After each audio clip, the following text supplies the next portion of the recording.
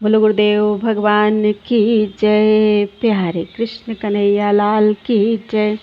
श्री अग्नि पुराण अध्याय 164 नवग्रह होम विधान। पुष्कर जी ने कहा, हे भगवान परशुराम जी, लक्ष्मी, शांति, पुष्टि, वृद्धि तथा आयु की इच्छा रखने वाले वीरवान पुरुष को ग्रहों की भी पूजा करनी चाहिए। सूर्य, सोम, मंगल, बुध, गुरु, शुक्र, शनि, राहु तथा केतु, इन नवग्रहों की क्रमशः स्थापना करनी चाहिए। सूर्य की प्रतिमा तांबे से, चंद्रमा की रजत से, मंगल की लाल चंदन से, बुध की स्वर्ण से, गुरु की स्वर्ण से, शुक्र की रजत से, शनि की लोहे से तथा राहु केतु की शीशे से बनाएं। इससे शुभ की प्राप्ति होती है। अथवा वस्त्र पर उनके रंग के अनुसार वर्णक से उनका चित्र अंकित कर लेना चाहिए। अथवा मंडल बनाकर उनमें गंध, चंदन, कुमकुम आदि से ग्रहों की आकृति बना लें। ग्रहों के रंग के अनुसार ही उनको फूल और वस्त्र भी देने चाहिए। सबके लिए गंध, बलि, धूप और गुग्गुल देना चाहिए। प्रत्येक ग्रह के लिए अग्नि स्थापन पूर्वक समंत्रक चरु का हवन करना चाहिए। आकृष्णेन रजसा इत्यादि सूर्य देवता के, एवं देवाः इत्यादि चंद्रमा के, अग्निमूर्धा दिवः कुकुत इत्यादि मंगल के, उद्बुध्यस्व इत्यादि बुध के, बृहस्पति अदित यदिर्यः इत्यादि बृहस्पति के, अत्रात परिश्रुतो इत्यादि शुक्र के, समनो देवी इत्यादि शनैश्चर के, कांडात इत्यादि राहु के और कुतुम कृणवन्न केतवे इत्यादि केतु के मंत्र हैं। आक, पलाश, खैर, अपामार्ग, पीपल, गूलर, शमी, दूर्वा और कुशा, ये क्रमशः सूर्य आदि ग्रहों की समिधाएं हैं। सूर्य आदि ग्रहों में से प्रत्येक के लिए 108 या 28 बार मधु, घी, दही अथवा खीर की आहुति देनी चाहिए। गुड़ मिलाया हुआ भात, खीर, हविष्य अर्थात मुनि अन्न, दूध मिलाया हुआ साठी के चावल का भात, दही भात, घी भात, तिलचूर्ण मिश्रित भात, मांस अर्थात उड़द मिलाया हुआ भात और खिचड़ी, इनका ग्रह के क्रमानुसार विद्वान पुरुष को ब्राह्मण के लिए भोजन देना चाहिए। अपनी शक्ति के अनुसार यथा प्राप्त वस्तुओं से ब्राह्मण का विधि पूर्वक सत्कार करके उसके लिए क्रमशः धेनु, शंख, बैल, स्वर्ण, वस्त्र, अश्व, काली गौ, लोहा और बकरा, ये वस्तुएं दक्षिणा में देना चाहिए। ये ग्रहों की दक्षिणाएं बतलाई गई हैं। जिस पुरुष के लिए जो ग्रह अष्टम आदि दुष्ट स्थानों में स्थित हों, उस पुरुष को उस ग्रह की उस समय विशेष यत्न पूर्वक पूजा करनी चाहिए। ब्रह्मा जी ने इन ग्रहों को वर दिया है कि जो आपकी पूजा करें उनकी आप भी पूजा करें। राजाओं के धन और जाति का उत्कर्ष तथा जगत की जन्म मृत्यु भी ग्रहों के ही अधीन है, इसलिए ग्रह सभी के लिए पूजनीय हैं। इस प्रकार महापुराणों में श्रेष्ठ श्री विष्णु वामपाद स्वरूप कृष्ण द्वैपायन भगवान व्यासकृत अग्नि महापुराण अंतर्गत आगत विषयों का विवेचन संबंधी 164वां अध्याय पूरा हुआ। बोलो वृंदावन बिहारी लाल की जय। अध्याय 165 विभिन्न धर्मों का वर्णन। श्री अग्निदेव ने कहा कि हे वशिष्ठ, हृदय में जो सर्वसमर्थ परमात्मा दीपक के समान प्रकाशमान होते हैं, मन, बुद्धि और स्मृति से अन्य संपूर्ण विषयों का अभाव करके उनका ध्यान करना चाहिए। उनका ध्यान करने वाले ब्राह्मण को श्राद्ध के निमित्त दही, घी और दूध आदि द्रव्य पदार्थ प्रदान करना चाहिए। प्रियंगु, मसूर, बैगन और कोदों का भोजन नहीं कराना चाहिए। जब पर्व संधि के समय राहु सूर्य को ग्रसित करता है, उस समय हस्तित छाया योग होता है, जिसमें किए हुए श्राद्ध और दान आदि शुभ कर्म अक्षय होते हैं। जब चंद्र मघा, हंस और अथवा हस्त नक्षत्र पर स्थित होता है तो उसे वैवस्वती तिथि कहा जाता है। यह भी हस्तक छाया योग है। बलि वैष्णदेव में अग्नि में हवन करने से बचा हुआ अन्न बलि वैष्णदेव के मंडल में नहीं डालना चाहिए। अग्नि के अभाव में वह अन्न ब्राह्मण के दाहिने हाथ में रखना चाहिए। ब्राह्मण वेदोक्त कर्म द्वारा तथा स्त्री व्यभिचारी पुरुष से कभी दूषित नहीं होती। बलात्कार से उपभोग की हुई और शत्रु के हाथ में पकड़कर दूषित हुई स्त्री का ऋतुकाल पर्यंत परित्याग करना चाहिए। नारी ऋतु दर्शन होने पर पुनः शुद्धता को प्राप्त होती है। जो संपूर्ण जगत में व्याप्त एक आत्मा के व्यतिरेक से विश्व में अभेद का दर्शन करता है, वही योगी ब्रह्म के साथ एक ही भाव को प्राप्त आत्मा को रमण करने वाला और निष्पाप होता है।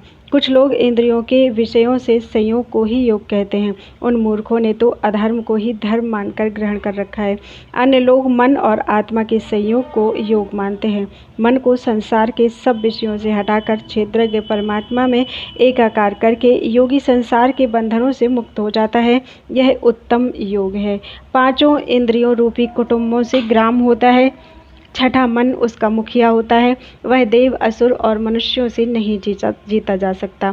पांचों इंद्रियों को मन में और मन को आत्मा में निरुद्ध करने के पश्चात संपूर्ण भावनाओं से शून्य क्षेत्रज आत्मा को परम ब्रह्म परमात्मा में लगाना चाहिए।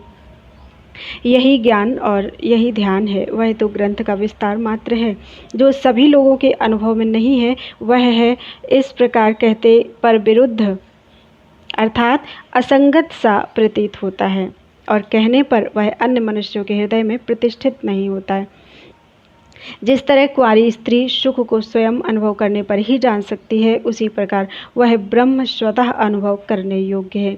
योग रहित पुरुष उसे उसी प्रकार नहीं जानता जिस प्रकार जन्म से दृष्टिहीन पुरुष घड़े को नहीं जानता।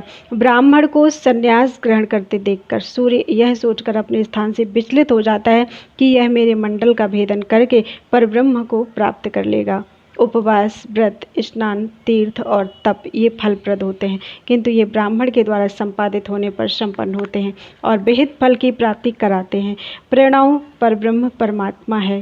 प्राणायाम ही परम तप है और सावित्री से बढ़कर कोई मंत्र नहीं है। वह परम पवित्र कहा गया है। सावित्री अर्थात गायत्री मंत्र।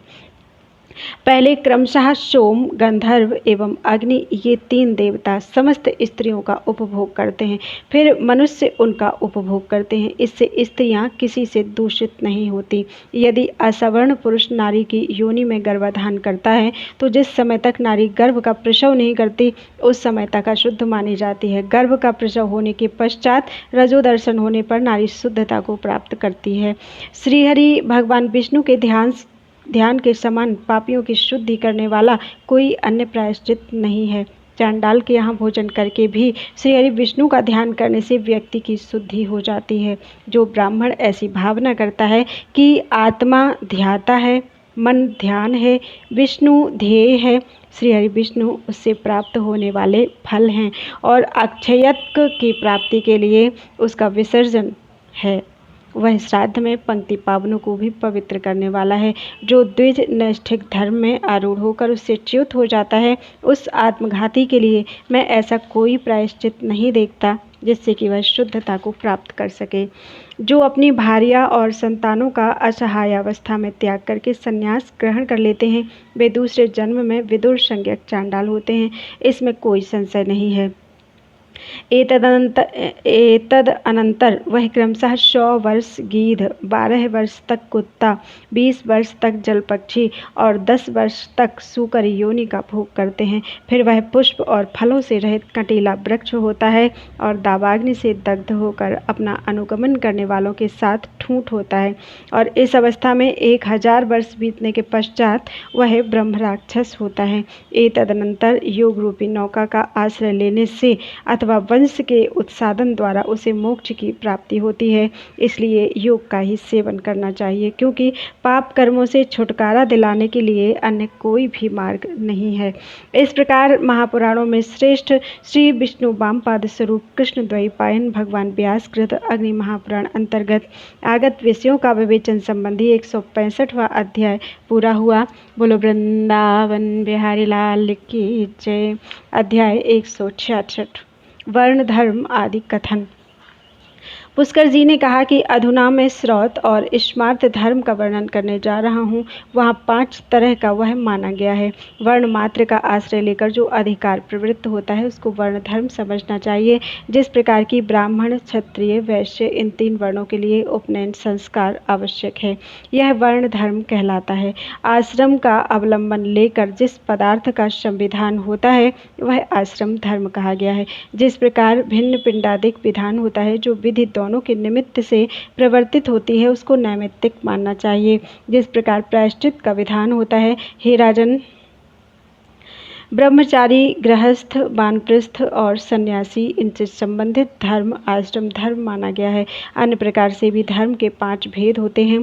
षाड्गुण्य अर्थात संधि विग्रह आदि के अभिधान में जिसकी प्रवृत्ति होती है वह दृष्टार्थ बतलाया गया है। उसके 3 भेद होते हैं, मंत्र, यश, प्रवृत्ति अदृष्टार्थ हैं, ऐसा मनु आदि कहते हैं। इसके अलावा उभयार्थक व्यवहार, दंड धारण और तुल्यार्थ विकल्प ये भी यज्ञ मूलक धर्म के अंग कहे गए हैं।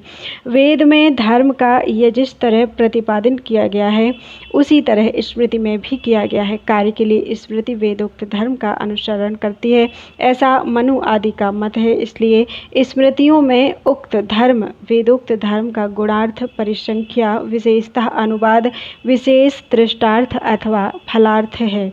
यह राजर्षि मनु का सिद्धांत है। निम्नलिखित 48 संस्कारों से संपन्न मनुष्य ब्रह्मलोक को प्राप्त होता है।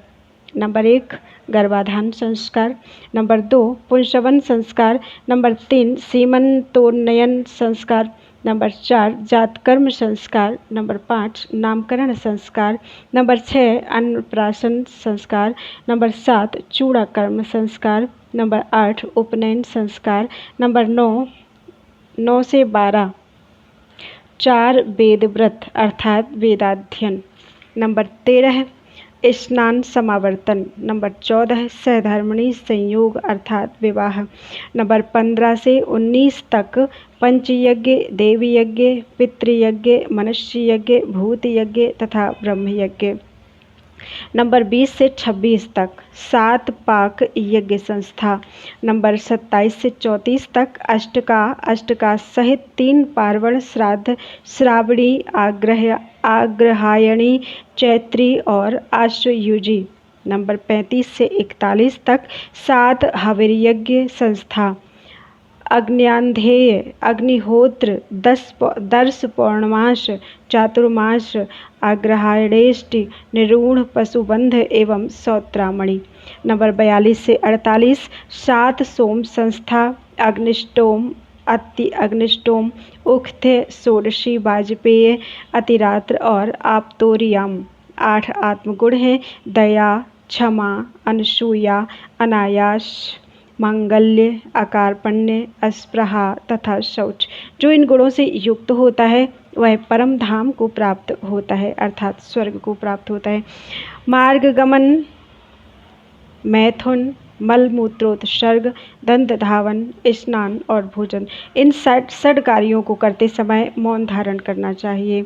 दान की हुई वस्तु का पुनः दान, पृथक पाक, घृत के साथ जल पीना, दूध के साथ जल पीना, रात्रि में जल पीना, दांत से नख आदि काटना एवं बहुत गर्म जल पीना, इन 7 बातों का परित्याग कर देना चाहिए।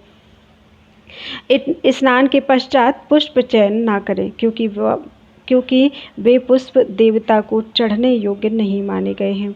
यदि कोई अन्य गोत्रीय असंबंधी पुरुष किसी मृतक का अग्नि संस्कार करता है तो उसको 10 दिन तक पिंड तथा उदक दान का कार्य भी पूर्ण करना चाहिए। जल, तृण, भस्म, द्वार एवं मार्ग इनको बीच में रखकर जाने से पंक्ति दोष नहीं माना जाता है। भोजन के पूर्व अनामिका और अंगुष्ठ के संयोग से 5 प्राणों की आहुतियाँ देनी चाहिए। इस प्रकार महापुराणों में श्रेष्ठ श्री विष्णु वामपाद स्वरूप कृष्ण द्वैपायन भगवान व्यासकृत अग्नि महापुराण अंतर्गत आगत विषयों का विवेचन संबंधी 166वां अध्याय पूरा हुआ। बोलो वृंदावन बिहारी लाल की जय।